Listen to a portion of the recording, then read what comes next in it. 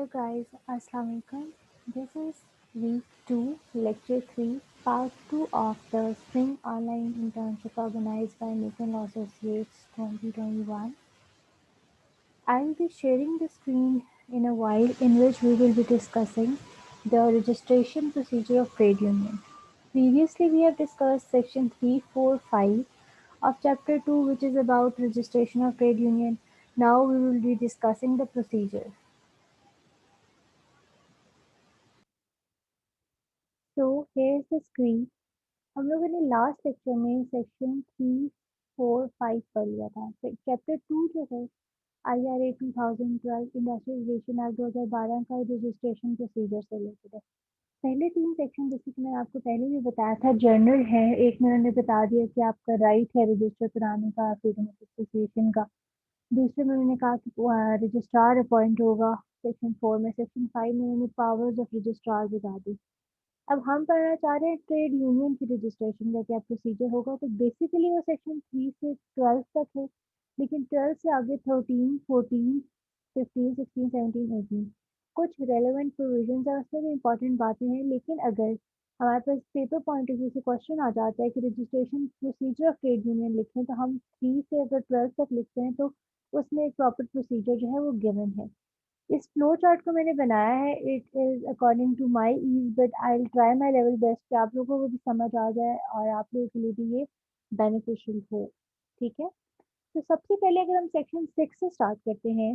Section 6 हमारे पास है, इसका टाइटल है एप्लीकेशन फॉर रजिस्ट्रेशन। ये यहाँ पे मिड में मैंने लिखा ब्लू बॉक्स है, एप्लीकेशन फॉर रजिस्ट्रेशन। साथ ही मैंने साइटेशन ऐड कर दी 2014 पीएससी 148 इन केस अगर पेपर पॉइंट ऑफ व्यू से आपका टीचर डिमांड करते कि आपने करेक्ट केस लिखना है, उसका प्रिंसिपल लिखना है, तो आप उसके लिए ये आपको हेल्पफुल होगा। इस केस को आप खुद भी पाकिस्तान लॉ साइट से देख सकते हैं। इसका प्रिंसिपल इसी से रेलेवेंट होगा कि वेदर उनकी एप्लीकेशन वो मेंटेनेबल है या नहीं है, वेदर इनकम्पिटेंट है या नहीं है, तो उसको आप खुद अलग से देखेंगे। But what we are going to learn is that section 6 में बेसिकली एप्लीकेशन फॉर रजिस्ट्रेशन की बात की गई। उसमें वो क्या कहते हैं कि कोई भी ट्रेड यूनियन जो है रजिस्टर कैसे होगी, under the signature of its president. ये पाकिस्तान का प्रेसिडेंट नहीं है, ये इस्टेब्लिशमेंट का प्रेसिडेंट है। और जहाँ जहाँ इस एक्ट में कॉन्स्टिट्यूशन की बात है, वो इस्टेब्लिशमेंट या किसी इंडस्ट्री का अपना जो कॉन्स्टिट्यूशन रूल्स है उसकी बात है, कॉन्स्टिट्यूशन ऑफ पाकिस्तान की बात नहीं है। एनी ट्रेड यूनियन में under signature of its president, यहाँ पे मैंने लिख दिया ये ग्रीन बॉक्स की साइन बाय प्रेसिडेंट और सेक्रेटरी जो होगा वो साइन करेगा, तब आप उस एप्लीकेशन को रजिस्ट्रार के पास सबमिट करा सकते हैं। ठीक है, ये सेक्शन 6 ये कहते हैं। इसमें एक प्रोवाइजो है एक ही लाइन का, उसमें कहते हैं कि there provided that there shall be at least 2 trade union in establishment. एक एस्टैब्लिशमेंट में मिनिमम जो है एटलीस्ट 2 ट्रेड यूनियंस होनी चाहिए। ठीक है, वो वर्कर की भी 2 हो सकती है या एक वर्कर की एक एम्प्लॉयर की भी हो सकती है। ठीक है, इसके अलावा जो है अगर हम सेक्शन 7 पे चले जाए, अब सेक्शन 7 और 8 इंसान एक दफ़ा पढ़ता है ना तो बंदा कहता है ये क्या दो दो दफ़ा बातें लिखी हुई है। तो आपने कंफ्यूज नहीं होना। सेक्शन 7 का टाइटल है रिक्वायरमेंट फॉर एप्लीकेशन। ये एप्लीकेशन आपने लिखी, मुअद्दबाना गुजारिश है फलाना फलाना फलाना, उसमें जो आपने स्टेटमेंट लिखनी है ना, वो उसकी बातें बता रहे हैं कि स्टेटमेंट में आप लिखते हुए ये बातें कवर करेंगे उस अपनी एक ही स्टेटमेंट में। ठीक है, जब हम फॉर एग्जांपल लीव की या किसी और की एप्लीकेशन देते हैं तो हम एक सीक्वेंस रखते हैं ना कि हम आपके स्टूडेंट हैं, ये काम था, हम अर्जेंट इधर बिजी थे, बुखार हो गया, अब नहीं आ सकते। तो ये जो पूरी स्टेटमेंट होगी उसमें ये बातें लिखी होनी चाहिए। ये मैंने पॉइंट्स में जो है बिल्कुल जो लेफ्ट, अगर मैं स्क्रीन मेरे सामने है फिर मेरा लेफ्ट बनेगा पिंक से ये है, तो इसमें लिखा हुआ रिक्वायरमेंट ऑफ एप्लीकेशन सेक्शन 17। तो ये स्टेटमेंट जो है, स्टेटमेंट की बात करें, स्टेटमेंट हैविंग, उसके अंदर ये बातें होंगी। ठीक है, ये आपने वर्ड स्टेटमेंट का याद रखना है, क्योंकि मेन रजिस्ट्रेशन रिक्वायरमेंट सेक्शन 8 में बात करते हैं तो कुछ चीज़ें रिपीट होती हैं। ठीक है, तो ऐसे लगता है कि जैसे रिडंडेंट सी बात है, पिछले सेक्शन में भी यही बात की है, अगले में भी बात की है। तो ये बात नहीं कि 7 में वो बता रहे हैं कि स्टेटमेंट लिखते हुए आपने इस सीक्वेंस के साथ ये बातें लिखनी है। और 8 में रिक्वायरमेंट्स हैं कि क्या क्या जो होगा आगे, क्या कंडीशंस होंगी, बाकी चीज़ें उसमें, उसको हम इसके बाद करेंगे। सेक्शन 7 है, वो बताता है requirement of application statement having name address of head office, date of formation of trade union. के हेड ऑफिस जो होगा उनका, उसका नेम जो है ट्रेड यूनियन का नाम और एड्रेस उसका हेड ऑफिस का, ठीक है, ये रिस्पेक्टिवली है। ट्रेड यूनियन का नाम और हेड ऑफिस का एड्रेस जो है वो लिखा जाएगा। दूसरा जो है कि किस दिन जो है, सेकंड पॉइंट उसमें बताया गया इन्होंने सेक्शन 7 में कि किस दिन जो है ट्रेड यूनियन बनी। उसके अलावा titles, names, ages and address and occupation of officers of trade union. Officers होंगे, मेंबर्स नहीं लिखा हुआ, ऑफिसर्स की उसकी जो हायरार्की है अपने जो ऑफिसर्स हैं उनका क्या क्या वगैरह लिखना है। टाइटल के क्या डेजिग्नेशन है, नाम उनका, एज, एड्रेस और ऑक्यूपेशन, ठीक है। इसके अलावा total statement of total paid membership की बेसिकली इट्स लाइक कि कितना चंदा वो जमा करा रहे हैं, ये कितने लोग पेड मेंबरशिप हैं या एनुअली या मंथली पे करते हैं for all the management of affairs, ठीक है, उसका डिटेल लिखनी है। उसके अलावा फिफ्थ पॉइंट है, आपने लिखना है कि नेम ऑफ इस्टेब्लिशमेंट या ग्रुप ऑफ इस्टेब्लिशमेंट इंडस्ट्री जिससे वो यूनियन रिलेट करती है, ठीक है, उसका नाम लिखना है, ओरिजिनल नाम। उसके अलावा along with the statement of total number of workers employed therein, और लिखना है कि कितने अलॉन्ग, इन्होंने जगह जगह लिखा होगा अलॉन्ग विद स्टेटमेंट ऑफ, क्योंकि इस स्टेटमेंट का आपको बता रहे हैं कि स्टेटमेंट में आपने ये बातें लिखनी है। Along with statement of total number of workers employed in. Six में आपने लिखना है name and address of registered trade union, ठीक है। सेवंथ में लिखना है इन केस ऑफ फेडरेशन, अगर आपकी फेडरेशन है मतलब एक से ज़्यादा ब्रांचेस है ट्रेड यूनियन की, तो आपने उनका नाम, एड्रेस और रजिस्ट्रेशन नंबर, मतलब ठीक है, ऊपर मैंने आपको लिखा name and address of registered trade union, सिर्फ नाम और एड्रेस लिखा था जो सिंपल ट्रेड यूनियन का। लेकिन अगर फेडरेशन का केस है, सेवन पॉइंट में मैंने लिखा है इन केस ऑफ फेडरेशन, आपने कॉलन डाला है, तो नेम और एड्रेस तो होगा रजिस्टर्ड ट्रेड यूनियन का, रजिस्ट्रेशन नंबर भी चाहिए होगा, ठीक है, ये एक नई बात है सेवन पॉइंट में। आगे की थोड़ा-सा नंबरिंग का आई गेस थोड़ा-सा इश्यू आया है, आगे-पीछे हुआ है। लेकिन इसमें जो इसका नेक्स्ट पॉइंट है 7th के बाद ही ए, बी, सी, डी जो है वो पॉइंट्स हैं, जिसमें उन्होंने लिखा हुआ है कि आप जो है 3 copies of constitution trade union की with a copy of resolution by members जो है यहाँ से आपने जो सीरियल नंबर है उसको फ़ॉलो नहीं करना, आप अपना जो कॉन्सेप्ट है उसको फ़ॉलो करेंगे। यहाँ पे आई थिंक थोड़ा-सा इश्यू है। तो नज़र भी आ रहा है। तो आपने क्या करना है कि 3 copies of constitution of trade union की कॉन्स्टिट्यूशन जो रूल्स और रेगुलेशंस है उनकी copy along with resolution. Resolution कौन सा रेज़ोल्यूशन है ये आपने यहाँ पे समझना है कि वो रेज़ोल्यूशन जिसको अडॉप्ट किया है सब मेंबर्स ने कि हाँ, हम मानते हैं, ठीक है? Resolution by members of trade union adopting such constitution, और उसपे एक बात है कि उसपे सिग्नेचर होने चाहिए किसके, चेयरमैन ऑफ द मीटिंग के, जो भी चेयरमैन ऑफ द मीटिंग होगा सिग्नेचर होने चाहिए उसके। नेक्स्ट क्लॉज इसका ये कहता है कि एक copy of resolution, a copy of resolution, तो आ से मतलब वन कॉपी ऑफ रेजोल्यूशन जो है by the members of trade union, तो वो भी मतलब होगी, उसमें लिखेंगे आप, अटैच करेंगे। वो किससे होगी, authorising president and secretary for registration, ठीक है, जो ट्रेड यूनियन का प्रेसिडेंट और सेक्रेटरी है उसको एम्पावर कर रहा होगा, सब ने मिल के एक रेजोल्यूशन, जो भी वर्कर्स वगैरह जो भी जितने भी लोग हैं, अगर एम्प्लॉयर्स की है या वर्कर्स की है, तो जो उसके जितने भी मेंबर हैं उन्होंने एक मिल के रेजोल्यूशन पास किया होगा जिसमें उन्होंने कहा होगा कि हाँ ये हमारा प्रेसिडेंट और सेक्रेटरी है, ये रजिस्टर करा ले, तो उसकी एक कॉपी आपने लगानी है, ठीक है। If federation of trade union, every unit of trade union have to attach a resolution of agreeing to become a member। एक तो ये कॉपी की ऑथराइज करा दिया प्रेसिडेंट को, एक ये कॉपी की ये कॉन्स्टिट्यूशन है और सब उसको अडॉप्ट कर रहे हैं। तीसरे रेजोल्यूशन उस वो रेजोल्यूशन जिसमें सब एग्री कर रहे हैं, ठीक है, in case of federation of trade union, federation से मतलब एक से ज़्यादा ट्रेड यूनियन की एक से ज़्यादा ब्रांचेस हैं, every unit of trade union have to attach, हर यूनिट जो है, ठीक है, एवरी यूनिट अगर एक से ज़्यादा ब्रांचेस है तो हर यूनिट जो है उसकी जो resolution of agreeing to become member कि वो अपनी रजा से खुद राजी होकर जो है वो ट्रेड यूनियन ज्वाइन कर रहे हैं, उस रेजोल्यूशन की भी एक कॉपी आप लगा देंगे। ये बहुत इंपॉर्टेंट सेक्शन है, ये अलहदा से भी आ सकता है, सेक्शन 7, ठीक है। सेक्शन 8 जो है मेन रिक्वायरमेंट्स फॉर रजिस्ट्रेशन है, इसमें लिखा हुआ है कि आपका जो trade union shall not be entitled to registration unless, जब तक कि वो इस कॉन्स्टिट्यूशन के साथ फॉलोइंग मैटर्स जो है वो ना लगा ले, रिक्वायरमेंट्स या अटैच ना कर ले या उसमें मेंशन ना कर दे।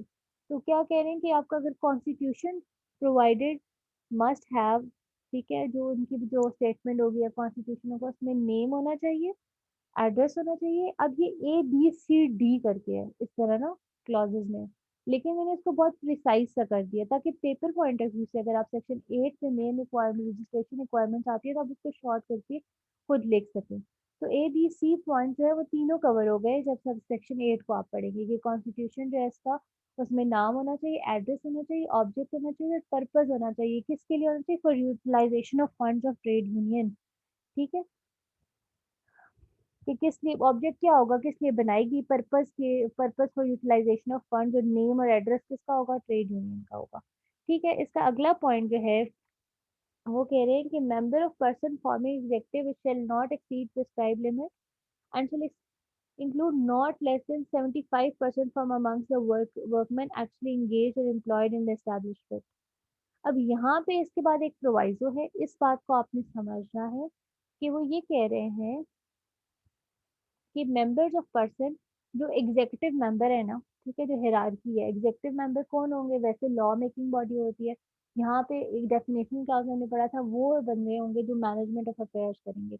वो जो जितने भी एग्जीक्यूटिव मेंबर है 10 हैं, तो उसका 75% कितना होगा, 7 8 लोग होंगे। ठीक है, वो कह रहे हैं कि जो उसमें से जो 75% लोग हैं ना, अगर आप लोग की 10 लोगों की एग्जेक्टिव बॉडी है, 20 लोगों की है, उसमें से जो रेशो है 75% की, एटलीस्ट वो बंदे वो होने चाहिए जो एक्चुअली एंगेज या एम्प्लॉयड हों, मतलब उस वक्त जो है उस इस्टेब्लिशमेंट या इंडस्ट्री में काम कर रहे हो। ठीक है, एक्टिव मेंबर में 7 नॉट लेस देन, मतलब एक तो एक्सीड, इन्होंने एक लिखा हुआ है कि it shall not exceed limit prescribed, जो लॉ के अंदर बता दी, उससे ज्यादा उसके अंदर नहीं होने चाहिए, उसके अकॉर्डिंग ही आपकी एग्जेक्टिव बॉडी बननी चाहिए।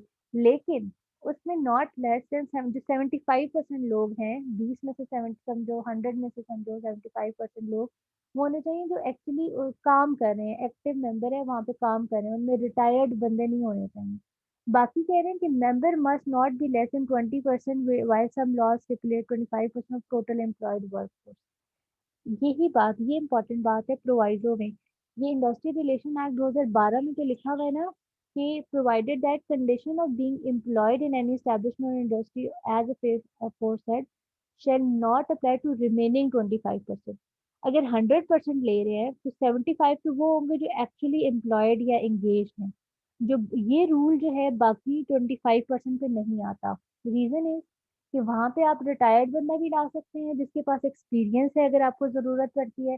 वहां पे आप कोई एडहॉक अपॉइंटमेंट कर सकते हैं। एडहॉक अपॉइंटमेंट का मतलब है कि अब टेम्परेरी टाइम के लिए जरूरत है, एक वैकेंसी क्रिएट हो गई है, तो कोई दूसरे बंदा वहां पे अपॉइंट कर दे जो सीनियर है, ठीक है, वो ऑलरेडी रिजाइन कर चुका था, ये रिटायर्ड था, तो उसको उन्होंने स्कोप दिया कि आप उसकी, मतलब उसकी सजेशन ले सकते हैं, तो वो 25% जो है उन्होंने रख दिया। अब वो ये कह रहे हैं कि ये जो मेंबरशिप है टोटल एम्प्लॉयड फोर्स की, जो 25% है, IRA 2012 में तो 25% है, लेकिन कुछ केसेस में ये 20% भी है मेंबरशिप की जो रेशो है। ठीक है, 20% होगी तो फिर 80-20 हो जाएगा, लेकिन इस्लामाबाद वाले में 75-25 की ratio.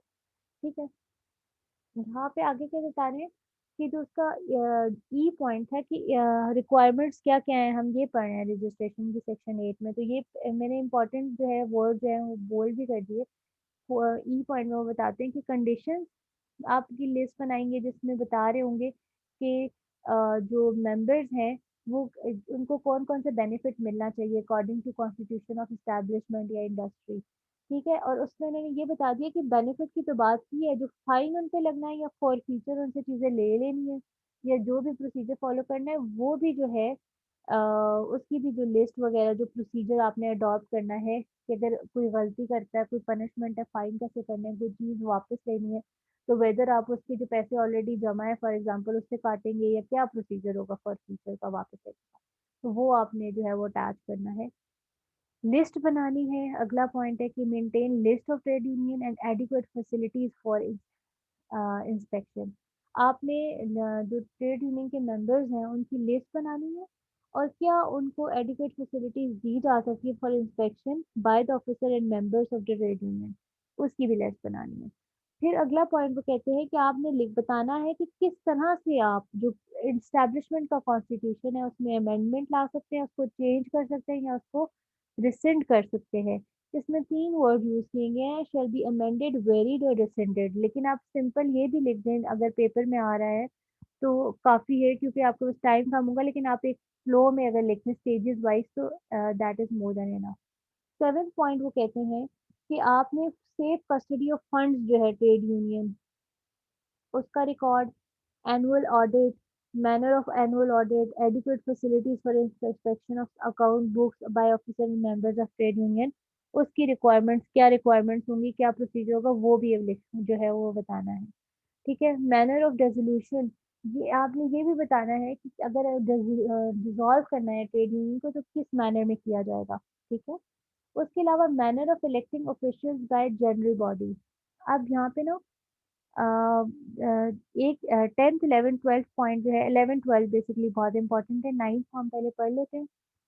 Manner of electing officials bye general body of trade union, कि किस तरह आप अपने रिप्रेजेंटेटिव को चुनेंगे। ये जनरल बॉडी जो है वो ट्रेड यूनियन की वो चुनेगी इलेक्टेड ऑफिशियल्स को, और उन्होंने कहा है कि हर 2 साल में, a term not exceed 2 years for holding office, हर 2 साल के बाद इलेक्शन होना जरूरी है।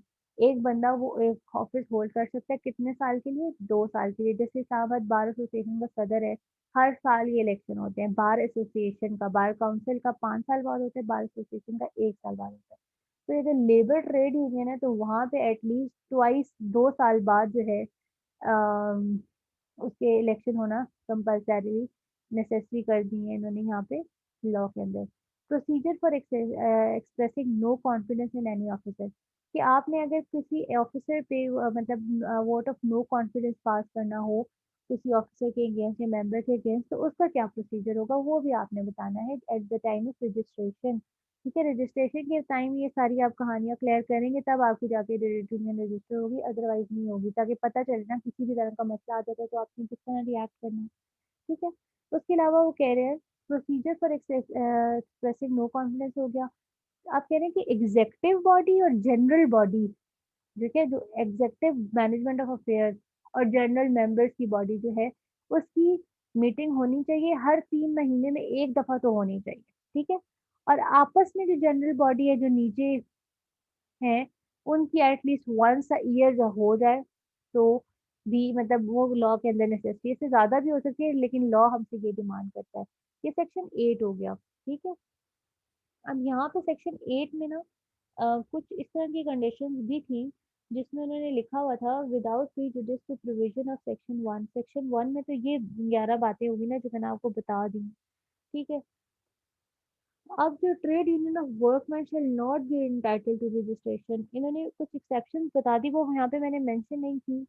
ठीक है, like it would be good, like it would be bit hectic, but जो है अगर आप इसको लिखना चाहें during the course of attempting the question तो उसमें लिख सकते हैं, लेकिन एक फ्लो में जो रजिस्ट्रेशन का प्रोसीजर यही है। साथ उन्होंने एक्सेप्शन बता दी कि कब जो है workman shall not be entitled to registration under this act unless all its members are workmen actually engaged or employed in industry which trade union is connected। जब तक उसके जो वर्कमैन है, एग्जेक्टिव नहीं, जब तक उसके जो वर्कर्स हैं जो आपने रजिस्टर कराए हैं वो एक्चुअली एंगेज या एम्प्लॉयड ना हो इन इंडस्ट्री, मतलब वो एक्टिव मेंबर ना हो, इंडस्ट्री में काम ना कर रहे हो। तो अगर आप इस तरह के बंदे जो छोड़ के जा चुके हैं, छुट्टी पे हैं या जो वर्किंग नहीं है या कोई सस्पेंडेड है, तो फिर आपकी रजिस्टर नहीं हो सकती।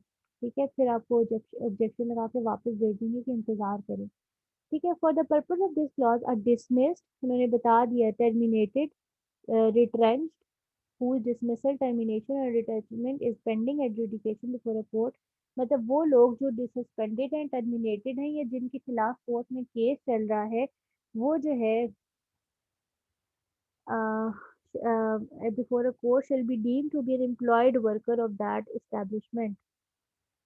ठीक है, वो ये समझे जाएंगे कि वो एम्प्लॉयड वर्कर है यहाँ पे। ठीक है, इन्होंने एक्सप्लेनेशन में लिखा कि एम्प्लॉयड वर्कर्स कौन होंगे, कि वो लोग जिनके, एक तो वो कि जो एक्चुअली इंगेज या एम्प्लॉय हों, या वो लोग जिनके खिलाफ, हमने वर्कर की डेफिनेशन में भी पढ़ा था, वर्कर कौन होता है जिसके खिलाफ इंडस्ट्री, एस्टैब्लिशमेंट या एम्प्लॉयर जिसको डिसमिस कर सके, डिस्चार्ज कर सके, रिट्रेंच कर सके, या जिसके खिलाफ कोई एडजुडिकेशन हो सके बिफोर अ कोर्ट, तो वो हमारे पास क्या होगा, एम्प्लॉयड वर्कर होगा ऑफ दैट एस्टैब्लिशमेंट। और फिर वो कह रहे हैं कि इसका क्लॉज टू, ये हम वो दो कंडीशन पढ़ रहे हैं सेक्शन 8 में, exception provided and clause two के आगे सब दो क्लॉजेस है, ए और बी। ए हमने पढ़ लिया, ठीक है, जब तक के सारे वर्कमैन एक्चुअली एंगेज एम्प्लॉयड ना हो।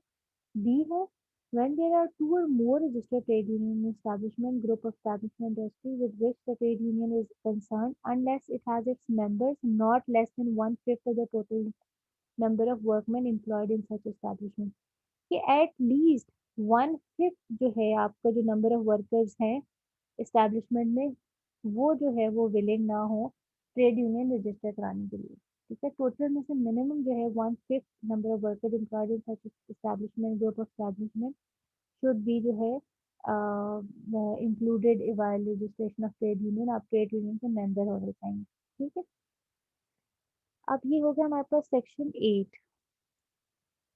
सेक्शन 9 जो है हमारे पास बेसिकली क्या है, issuance of certificate under ensuring compliance with section 8 और 9। ठीक है, यहाँ पे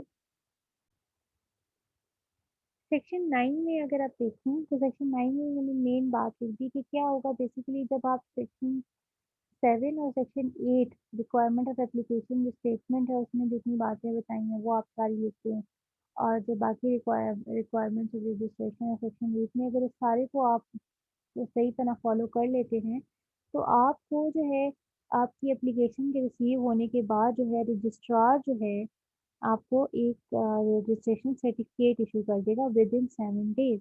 ठीक है, अगर वो रजिस्ट्रेशन नहीं कंप्लीट या उसमें कोई मसला आ जाता है तो वो आपकी जो एप्लीकेशन है उसको रिजेक्ट कर सकता है। ठीक है, और जो है वो आपको उसको अमेंड करके लाने की जो है वो सजेशन दे सकता है। अगर आप इन केस, अब क्लॉज 2 क्या कहता है, in case application has been rejected और a certificate of registration has not been issued within a period of 7 days as provided in subsection 1, फिर जो है अगर आपकी चीज़ें भी सारी पूरी हैं, पहले जब उसने रिजेक्ट की थी वो रिजेक्शन भी आपने हटा दिया है, फिर भी वो 7 दिन के अंदर रजिस्टर नहीं करता, तो फिर आप जा सकते हैं, आप अपील कर सकते हैं, कहाँ पे कर सकते हैं, कमीशन को। कमीशन कौन सा होगा, NIRC, national industrial relation commission, उसके पास जा सकते हैं। लेबर लॉ के अंदर हमारे पास दो जगह की रेमेडी, हम दो जगह जा सकते हैं, एक तो लेबर कोर्ट में जा सकते हैं या फिर कमीशन के पास जा सकते हैं। यहाँ पे उन्होंने क्लियरली लिख दिया कि आपकी रजिस्ट्रेशन नहीं हो रही 7 दिन के अंदर और आपने सारी कंप्लाइंस की है एज पर सेक्शन 7 और 8, तो फिर आप जो है अपील कर सकते हैं कमीशन के पास, और फिर लिख for the reason to be stated in its judgment may pass an order directing registrar, तो कोर्ट क्या करेगी, रीजन लिखेगी अपनी जजमेंट में और डायरेक्शन देगी रजिस्ट्रार को कि वो इस सर्टिफिकेट ऑफ इशुएंस आपको इशू करे। ठीक है, और अगर नहीं बनती हुई और पता चल गया कि आपकी ही गलती थी तो फिर कोर्ट उस अपील को डिसमिस कर सकती है। फिर यहाँ पे क्लॉज 3 है सेक्शन 9 का, notwithstanding anything contained in any other provision of this act, every alteration made in constitution of registered trade union and every change of its officer shall be notified by registered post by trade union to the registrar within 15 days। कह रहे हैं कि अगर कोई change आता है आपकी constitution में, हाँ, आपकी जो स्टैब्लिश इंडस्ट्री है या जो आपने पहले बताया था जो रिक्वायरमेंट्स बताई हैं उसमें आपने कोई चेंज लाया है किसी रूल में, किसी एग्जेक्टिव बॉडी की मैनेजमेंट में, ठीक है, किसी भी तरह का, तो आप जो है ट्रेड यूनियन का जो थ्रू रजिस्टर्ड पोस्ट जो आप रजिस्ट्रार को बताएंगे उस चेंज के बारे में कितने दिन के अंदर, 15 दिन के अंदर। ठीक है, जब आप बताएंगे तो रजिस्ट्रार देखेगा कि आपने अपनी मर्जी से जो चेंज कर लिया है वो ठीक है या नहीं, वो चेंज या ऑल्ट्रेशन जो है किसी प्रोविजन की कॉन्ट्रवेंशन में तो नहीं है। ठीक है, तो अगर वो कॉन्ट्रवेंशन में हुआ, ठीक है, तो रजिस्ट्रार आपके जो सर्टिफिकेट रोक सकता है और आपकी जो रजिस्ट्रेशन है ट्रेड यूनियन की वो रिफ्यूज कर सकता है, अगर उसको लगता है कि आपकी तो प्रोविजन की कॉन्ट्रडिक्शन है आपके कॉन्स्टिट्यूशन की, या जो आप अमेंडमेंट करके ले आए हैं रूल में, जो आप तेजी दिखा रहे हैं इसके पीछे कोई आपकी बैड इंटेंशन है। ठीक है, क्लॉज या सबसेक्शन 5 जो ऐसा कहता है, subject to provision of subsection 4, every inclusion or exclusion of its constitution, unit of federation or trade union shall be notified by registered post within 15 days of such inclusion या exclusion। ये वही बात है, पहले सिंपल ट्रेड यूनियन की बात की थी, अब कह रहे हैं कि फेडरेशन ऑफ ट्रेड यूनियन की, कि अब उन्होंने दो अल्फाज इस्तेमाल किए, इंक्लूजन या एक्सक्लूजन। कोई भी, ये हम पढ़ रहे हैं सेक्शन 9 ही पढ़ रहे हैं, उसके आगे सब सेक्शन वो मैंने बहुत ज़्यादा एक्सप्लेन नहीं किया, लेकिन उसमें मेन बात है कि सर्टिफिकेट इशू करना है। नहीं करते हैं 7 दिन के अंदर तो कमीशन के पास चले जाएं, कमीशन को लगता है कि होना चाहिए था तो वो आपको डायरेक्शन देगा रजिस्ट्रार को, नहीं होना चाहिए तो आपकी अपील डिसमिस हो जाएगी। आप अगर अपने कॉन्स्टिट्यूशन में कोई चेंज लाते हैं तो आपने रजिस्ट्रार को बताना है 15 दिन के अंदर, ठीक है, ट्रेड यूनियन के। फिर वो देखेगा, अगर वो लगता है उसको, अगर उसको लगता है कि ये वॉयलेशन है तो वो रिफ्यूज कर सकता है। इसी तरह सेम लाइकवाइज की जो फेडरेशन है, फेडरेशन का क्या मतलब होता है कि ट्रेड यूनियन की ब्रांचेस हैं, उसमें आप उसके कॉन्स्टिट्यूशन में अगर आपने कोई इंक्लूजन या एक्सक्लूजन, इंक्लूजन मतलब इंक्लूड किया है या एक्सक्लूड किया कोई प्रोविजन, तो उसका भी आपने बताना है रजिस्ट्रार को। अगर कोई डिस्प्यूट होगा तो उसकी बेसिस पे जो है वो फ्रेश इलेक्शन जो है ये वो करा सकता है रजिस्ट्रार, ठीक है। ये क्लॉज 6 में बात है, ये सिंपल सी बात है। सेक्शन 10 क्या कहता है, certificate issues is conclusive evidence.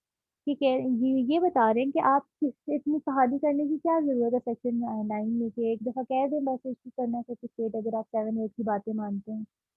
तो वो ये बताने का मकसद ये कि आपकी जो रजिस्ट्रेशन है, जब आप रजिस्टर कराने जा रहे हैं, आपकी ट्रेड यूनियन रजिस्टर हो गई, जब आपको सर्टिफिकेट मिला, ये इस चीज़ का कंक्लूसिव एविडेंस है कि आपने सही तरह ड्यूली रजिस्टर कराई है trade union under this act, ठीक है।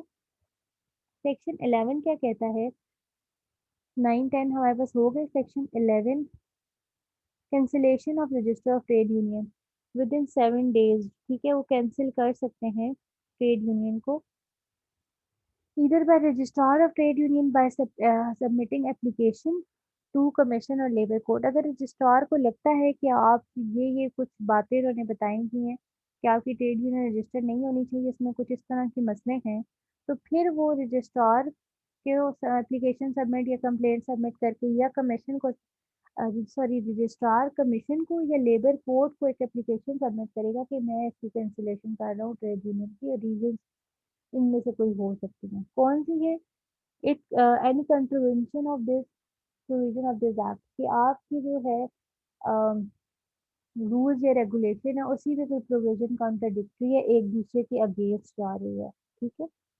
अप्लाइड फॉर सच कैंसिलेशन और सीज टू एग्जिस्ट, आपकी ट्रेड यूनियन में से किसी ने अप्लाई किया है कि इसको कैंसिल किया जो सीज टू एग्जिस्ट, या आपके ओपोनेंट ने किया है, ठीक है। It obtain less than obtain registration bye fraud और रिप्रेजेंटेशन, ठीक है।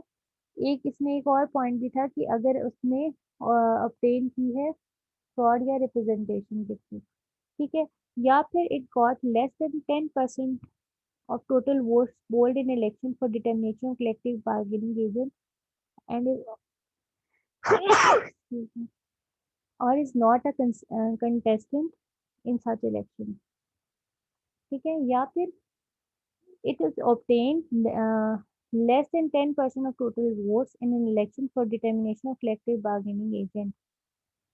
जो collective bargaining agent है, उसके जो इलेक्शंस थे जो बंदे ने for example less than 10% vote लिए हैं, तो रजिस्टर कराने पहुंच गए हैं, तो इसकी बेसिस पे भी कैंसिलेशन हो सकती है कि आपको 10% वोट ही नहीं मिले, रजिस्ट्रार कह सकते हैं कि आप री इलेक्शन कराएं, फेयर इलेक्शन कराएं, उसकी बेसिस पे आपकी रजिस्ट्रेशन जो है फिलहाल रोक दी जा सकती है, कैंसिल की जा सकती है। Failure of submission of annual return, अगर एनुअल रिटर्न का जो प्रोसीजर है, जैसे मैंने ऊपर उन्होंने लिखा होता है ना कि आपने बताना है कि किस तरह आपका ऑडिट होगा, एनुअल ऑडिट होगा, सारा मैनर बताना है, किस तरह रेजोल्यूशन होगी। अगर आप वो नहीं बताते कि एनुअल रिटर्न की कैसी सबमिशन होगी, तो उसकी बेसिस पे भी आपकी रजिस्ट्रेशन कैंसिल हो सकती है। एनी इनकंसिस्टेंट प्रोविजन, कॉन्ट्रवेंशन या इनकंसिस्टेंट, दो बार उन्होंने लिख दिया है लेकिन बात एक ही है, ठीक है। Made in or it is this if disqualifies member under section 18 is elected as officer, कि अगर आप जो सेक्शन 18 हम पढ़ेंगे, उन्होंने बता दिया कि कौन से ऑफिसर डिस्qualified होंगे, आगे जाके पढ़ेंगे। उनमें से अगर आपने किसी बंदे को अपना ऑफिसर बना लिया ट्रेड यूनियन का, ठीक है, और कमीशन के सामने कंप्लेंट चली गई है, तो उसकी बेसिस पे भी आपकी जो कैंसिलेशन हो सकती है ट्रेड यूनियन की, ठीक है। या फिर आपने फंड्स जो है ट्रेड यूनियन के अनलॉफुल मैनर में एक्सपेंड किए रहे हैं, तो तब भी हो सकती है। या फिर ट्रेड यूनियन अब रही ही नहीं, डिसॉल्व हो गई, तो तब जो है कैंसिलेशन हो सकती है। मतलब पहले थी, अब आप कराने चले गए, लेकिन आप जिस आपको पता चला है कि वो तो अब ट्रेड यूनियन रही नहीं है, इट सीज टू एग्जिस्ट, तो उसकी बेसिस पे हो सकती है। और यहाँ पे इस सेक्शन 11 के जो है सब सेक्शन 2 में लिखा हुआ नहीं है कि जब registrar is of the opinion that registration of trade union should be cancelled, जब रजिस्ट्रार को लगे कि रजिस्ट्रेशन कैंसिल हो जानी चाहिए, क्या करेगा? He shall submit an application to the commission praying for permission. ये एप्लीकेशन लिखेगा कमीशन को, और उसमें ये प्रेयर होगी उसकी कि मैं चाहता हूँ कि इनकी कैंसिलेशन की जो ट्रेड यूनियन की कैंसिलेशन हो जाए, ठीक है। और फिर लिख रहे हैं कि the registrar shall cancel the registration of trade union within 7 days.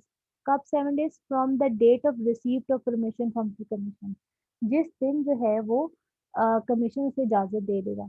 अब ये जो मैंने एरोज शैरोज बनाए हैं ना, इसमें बातें सारी कवर हो रही हैं। आप लोग को समझाने का मकसद इधर से साथ साथ पढ़ के भी है कि आप ये ना कहें कि मैम ने कोई चीज़ इम्पॉर्टेंट चीज़ मिस कर दी है। कुछ चीज़ें तो मैंने एक्सप्लिसिटली खुद मेंशन भी की हैं कि मिस हुई हैं, कि अगर आप प्रोसीजर पढ़ रहे हैं तो उसमें इस फ्लो चार्ट में लिखने की ज़रूरत नहीं है व्हाइल अंडरस्टैंडिंग द प्रोसीजर, वैसे वो आपको पता नहीं चाहिए, ठीक है। तो उसमें ये बातें अब 7 डेज का मैंने बता दिया, यहाँ पे लिख भी दिया है कि रजिस्ट्रार जो है वो एप्लीकेशन सबमिट कराएगा कमीशन में लेबर कोर्ट को, उसके जब उसको परमिशन मिल जाएगी कमीशन से, तो उसके 7 दिन के अंदर जो है वो कैंसिल कर सकता है, उससे पहले नहीं, ठीक है।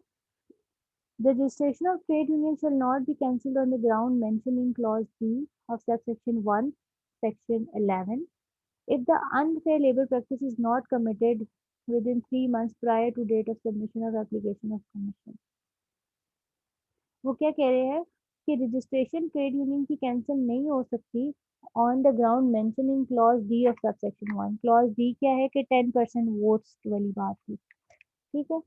If the unfair labor practice is not committed within 3 months, कि कोई जो फेयर लेबर प्रैक्टिस जो है वो कमिट नहीं हुई according to date of submission of application to the commission, जब कमीशन को एप्लीकेशन दी रजिस्ट्रार ने, उसके जो शुरू के 3 महीने थे कोई अनफेयर लेबर प्रैक्टिस कमिट नहीं हुई, उसकी बेसिस पे जो है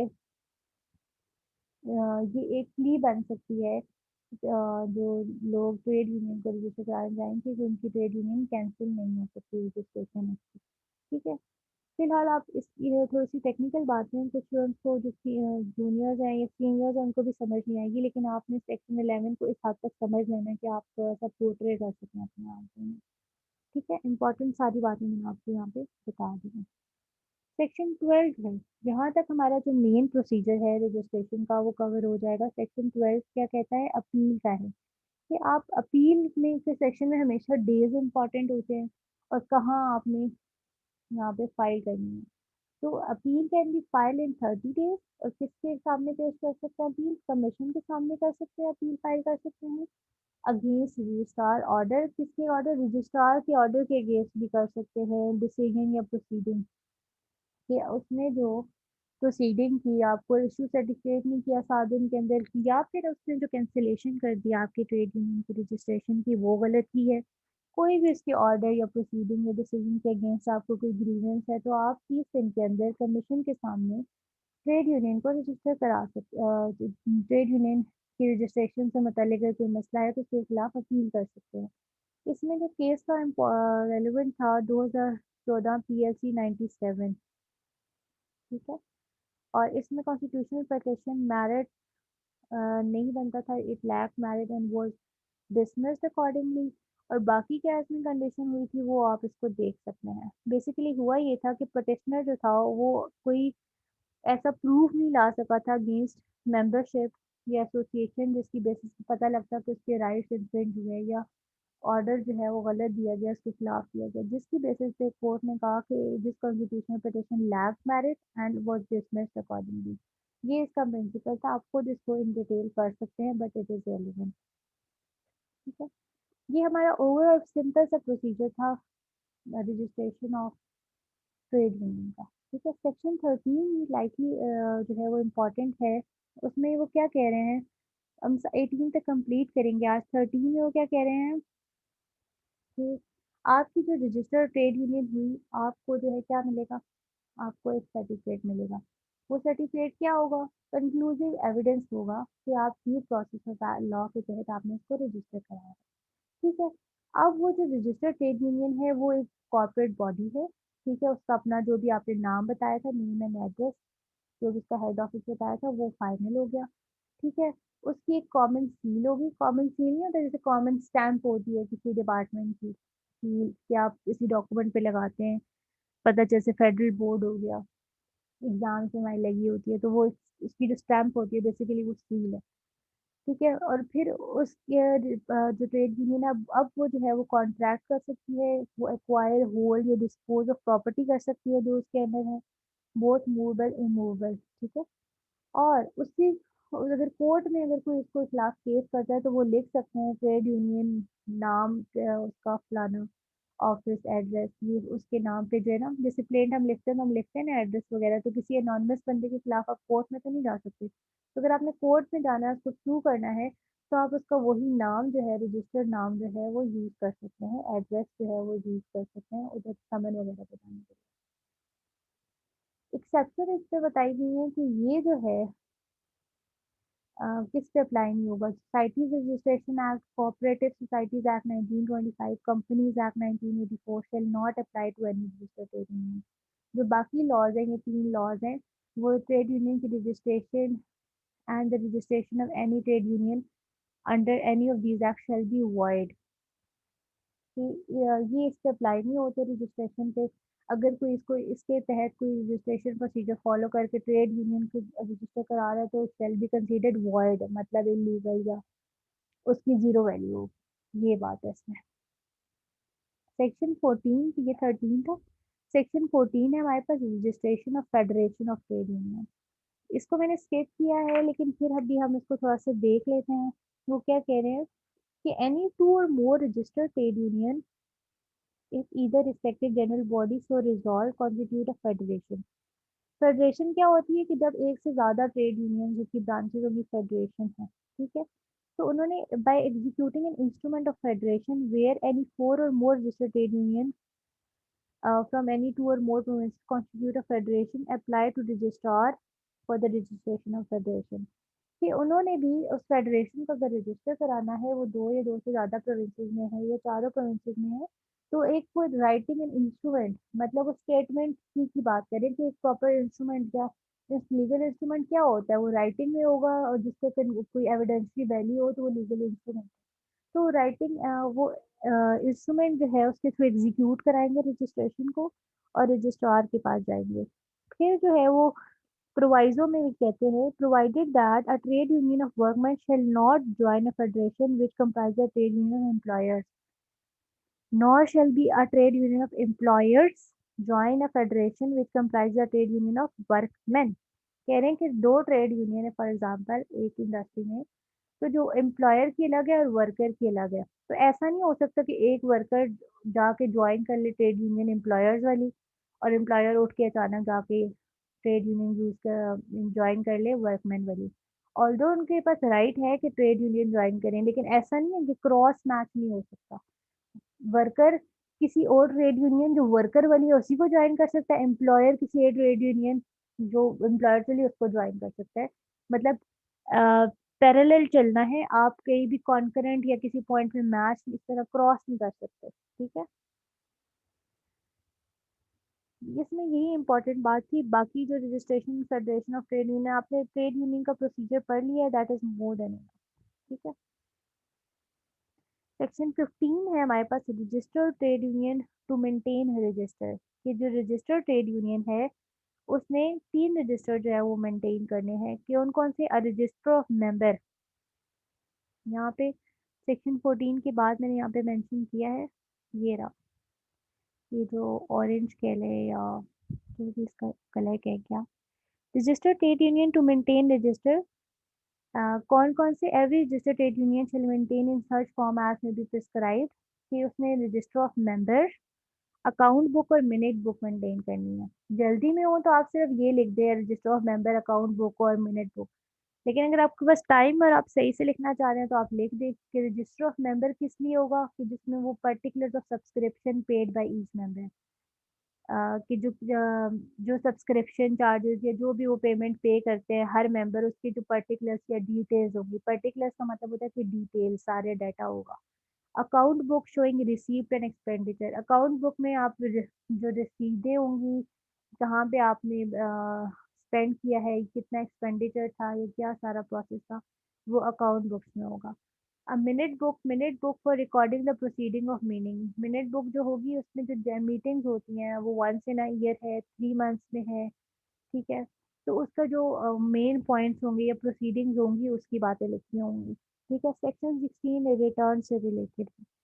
तो वो जो है for the time being it's not necessary for the junior students के उनको थोड़ा इसमें क्रिटिकल हो मतलब उसमें क्रिटिकल है, थोड़ा सा उनको समझ नहीं आएगा, बट मैं जनरली बता देती हूँ कि ये ना हो कि आप कहें कि पता नहीं क्यों नहीं पढ़ाया। लेकिन इसकी बहुत ज़्यादा डेप्थ में जाने की ज़रूरत नहीं है अगर आप रजिस्ट्रेशन प्रोसीजर को अटेम्प्ट कर रहे हैं, ठीक है। पर्सनली आप पढ़ें इसको, लेकिन अगर इसको generally paper point of view या किसी असाइनमेंट के पॉइंट ऑफ व्यू से कहें तो उसके अकॉर्डिंग इतना ज़रूरी नहीं है, लेकिन मैं इसको फिर भी पढ़ती हूँ। There shall be sent annually to registrar or before such date as prescribed a general statement, कि रजिस्ट्रार को आप जनरल स्टेटमेंट देंगे किसकी, रिटर्न की, एज प्रिस्क्राइब मैनर, किस किन उसमें क्या क्या बातें होंगी, जितना भी आपका रिसीव्ड एक्सपेंडिचर हुआ है रजिस्टर्ड ट्रेड यूनियन का 1 साल के अंदर, ठीक है, during the year ending on. और अब यहाँ पे वैसे जो टैक्स ईयर हम काउंट करते हैं ना वो हम 30 जून तक करते हैं, ठीक है। और उसके बाद जो साल होता है वो अगला साल शुरू होता है। लेकिन जो लेबर लॉ में जो नॉर्मल ईयर है ना वही जो है वो ऑडिट का ईयर दिन होगा, 31 दिसंबर होगा, ठीक है।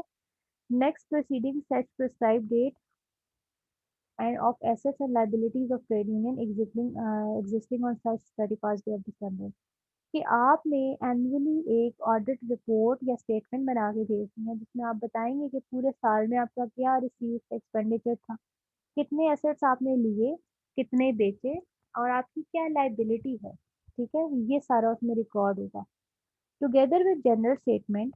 जनरल स्टेटमेंट तो हो गई। There shall be sent to the registrar a statement showing all changes of officers made of trade union during the year to which general statement refers, along also with statement of total paid membership, a copy of constitution of trade union corrected up to date of the dispatch thereof, कि आपने एक general statement दी accounts की, audit वगैरह की, assets की, liability की। इसके अलावा जो है आप जो रजिस्ट्रार को स्टेटमेंट भेजेंगे उस एक और स्टेटमेंट होगी उसमें आप बताएंगे कि आपने अगर कोई ऑफिसर्स जो एग्जेक्टिव बॉडी अगर उसमें कोई चेंज आया उस पूरे साल में, ठीक है। और उसके अलावा जो है आपने स्टेटमेंट में बताना है कि टोटल पेड मेंबरशिप कितनी आई है, कितनी गई है, ठीक है। और कॉन्स्टिट्यूशन की कॉपी, अगर आपने उस साल में कोई अमेंडमेंट की है, कोई वेरिएशन लाए हैं, तो उस नए कॉन्स्टिट्यूशन की कॉपी भी आप साथ लगाएंगे रजिस्ट्रार को जब रिटर्न फाइल करेंगे, ठीक है। अ copy of every alteration made in constitution, जो अगर आपने एक दफ़ा किया ये बारी बारी की है, हम नेट पे देखते हैं ना अमेंडेड सेक्शन, तो सिर्फ वो वाला एक पेज आता है, 2 पेज के, इस सेक्शन में आई थी या इस सेक्शन में ये वर्ड चेंज किए हैं, ये टर्म्स चेंज किए हैं।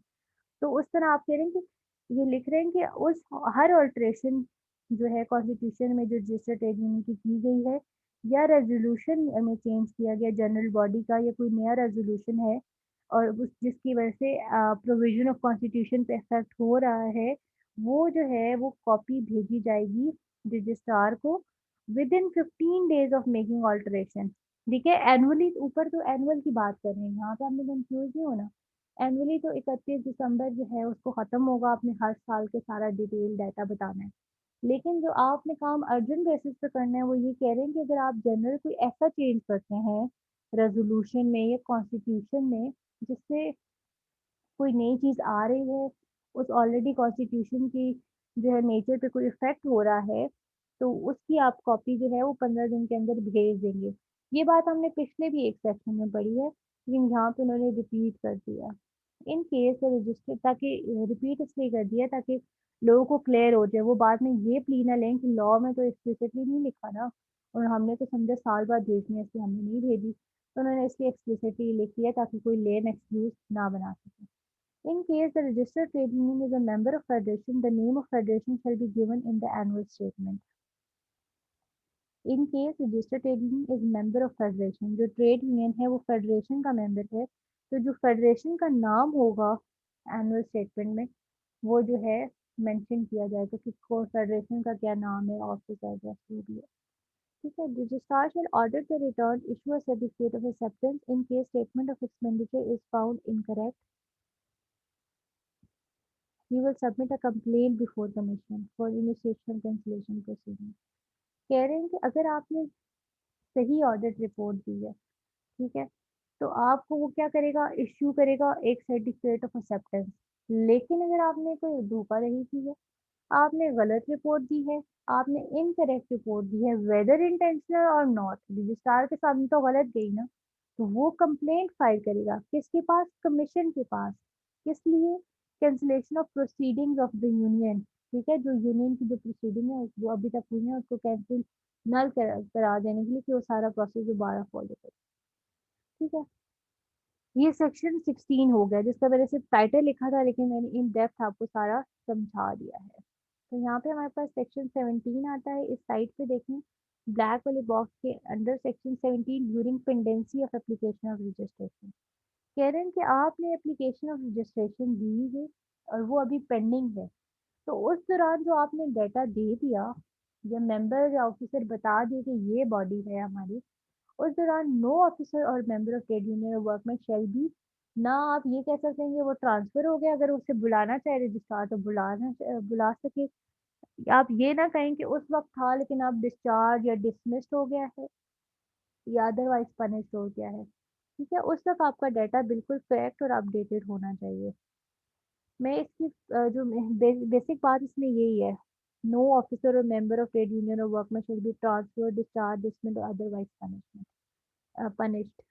लेकिन इसको हम एक दफ़ा फिर भी रीड भी कर लेते हैं। Save with prior permission of registrar, no officer or member of trade union of workmen shall be transferred, discharged, dismissed, or otherwise punished during the pendency of an application for registration of trade union with the registrar, provided that union has notified the name of its officer or member to the employer in writing. इसमें दो बातें हैं कि अगर आपने उनको discharge वगैरह करना भी है तो प्रायर परमिशन चाहिए होगी रजिस्ट्रार की। ठीक है, और इसके अलावा जो है ये कंडीशन तब है जब आपने जो है नेम ऑफ ऑफिसर या मेंबर जो है बताए भी हों एम्प्लॉयर इन राइटिंग। एम्प्लॉयर को आपने लिख के दिया हो कि ये हमने नाम भेजे हैं, ये ऑफिसर्स हैं, ये मेंबर्स हैं। ठीक है, ये उन्होंने कंडीशन अटैच किया, लेकिन मेन जिस्ट इसकी यही है, ड्यूरिंग पेंडेंसी ऑफ एप्लीकेशन आप रजिस्ट्रार से पूछे बगैर उन मेंबर या ऑफिसर को जो आपने प्रोसेस में एप्लीकेशन में रिक्वायरमेंट में लिखे हुए थे उनको transfer discharge dismiss otherwise punish नहीं कर सकते। ठीक है, सेक्शन 18 है जिसपे हमारा आज का लेक्चर एंड होगा। ठीक है, वो क्या है, टाइटल इसका क्या था, disqualification from being an officer or a member of trade union. ऊपर भी उन्होंने लिखा हुआ था कि अगर आपने ट्रेड अंडर सेक्शन 18 के तहत जो डिसक्वालिफाइड मेंबर है उसको अपना ऑफिसर बना लिया, तो उस आपकी जो इस बेसिस पे आपकी रजिस्ट्रेशन ही कैंसिल हो सकती है। ठीक है, कैंसिलेशन और रजिस्ट्रेशन का जो सेक्शन था, तो वो कौन से सेक्शन 18 में कौन से मेंबर है जो डिसक्वालिफाइड है, वो ये है, who was convicted or sentenced for 2 years or more under offense of moral turpitude। moral turpitude का जो है, अगर कोई उसने ऑफेंस किया है तो उसकी बेसिस पे उसको निकाला गया है, 2 साल की सजा दी गई है, convicted for sentence for 2 years, तो जो है वो डिसक्वालीफाई हो जाएगा वो ऑफिसर बनने से। ठीक है, इसको दोबारा भी आप अगर देख लें, ये बड़ा इंपॉर्टेंट सेक्शन है कि किस बेसिस पे डिसक्वालीफाई हो सकता है कॉन्स्टिट्यूशन का। ठीक है, और मॉरल टर्पिट्यूड क्या है, आप वैसे भी गूगल करें तो बताएंगे कि इट इज़ एन एक्ट और behaviour that Gravely violets the sentiment और एक्सेप्टेड स्टैंडर्ड ऑफ कम्युनिटी। ठीक है, हरासमेंट भी हो सकती है इसमें। ठीक है, ये कोई और मॉरल वैल्यू की चोरी हो सकती है, मॉरल टर्पिट्यूड जिससे कोई ऐसा एक्ट जिससे कम्युनिटी अफेक्ट हुई है। ठीक है, उसकी बेसिस पे वो कन्विक्ट हुआ है 2 साल का, तो वो डिस्क्वालीफाई है। ठीक है। या फिर वो बंदा or more in an offense voluntarily to under PPC shall be disqualified from being elected as from being an officer of trade union unless a period of 5 years has elapsed after completion of sentence. ठीक है। अब वो कह रहे हैं कि उसे 2 साल सजा हुई, वो नहीं, अब 2 साल सजा उसकी खत्म हो गई और लेकिन अब वो ऑफिसर तब तक नहीं बन सकता जब तक केस 5 साल ना गुजरे। shall be banned or disqualified for next 5 years from being elected as officer। कि वो शायद कंपनी एस्टेब्लिशमेंट इंडस्ट्री में तो वापस आ जाए, ठीक है, 2 साल की सजा काट के, लेकिन ऑफिसर वो तब तक नहीं बन सकता जब तक 5 साल ना गुजर जाए। ये एक तरह से उसकी डिस्क्वालिफिकेशन या पनिशमेंट है। यहाँ पे अल्हम्दुलिल्लाह हमारा आज का लेक्चर जो है या हमारा chapter 2 registration of trade union industrial relation act complete हो गया है। I tried my level best कि मैं आप लोगों को सही से समझा सकूं, इसलिए मैंने इस पे बहुत ज़्यादा एफर्ट की, बहुत बॉक्सेस वॉक्सेस भी बनाए ताकि आप लोग को याद हो जाए। लेक्चर के दौरान भी आपको ये शो हो रहे होंगे, तो अगर आप अपने किसी पेपर, किसी असाइनमेंट में इसको यूज़ करना चाहें, यू कैन यूज़ इट। इससे बेहतर भी बनाया जा सकता है। I was bit busy but अगर मेरे पास थोड़ा-सा टाइम और होता तो शायद मैं इसको और भी प्रिसाइज़ करती। यहाँ पे 1-2 जगह मैंने जैसे केस लॉज़ लिखे हैं, आप लोग भी जो है यहाँ पे खुद से लिख सकते हैं अगर फर्दर कोई केस लॉज़ आप सर्च करते हैं या आप जजमेंट्स करते हैं। इससे ये होगा कि प्रैक्टिकली जब आप अगर आप लेबर लॉ की प्रैक्टिस करते हैं, तो आपको बहुत ईज़ी होगा कि ये चीज़ें जब आपने खुद ऑलरेडी पढ़ी होंगी तो आपको एक नज़र देखना पड़ेंगी और जब आपकी ये फिंगर टिप्स पे होंगी तो आपको किसी सीनियर, जूनियर इधर-उधर से प्रोसेस पूछने की ज़रूरत नहीं पड़ेगी, ठीक है? सैंपल ड्राफ्ट देखने की शायद आपको एक नज़र देखने एक होता है ना मेंटल सैटिस्फैक्शन होती है, मैं ड्राफ्ट एक खुद ऐसे ड्राफ्ट करूँ, उसकी शायद ज़रूरत पड़े लेकिन प्रोसीजर अगर आपने खुद पढ़ा हुआ है तो फिर आप ईज़िली जाके कंसर्न डिपार्टमेंट में जाके बात करके इसको फ़ॉलो कर सकते हैं, ठीक है? Thank you so much. I hope कि आप इसको सुनेंगे, फिर भी आपको कोई क्यूरी होती है तो आप मुझे कमेंट कर सकते हैं यहाँ पे एंड पे या फिर मुझे पर्सनली कांटेक्ट कर सकते हैं for solving your queries. Thank you so much.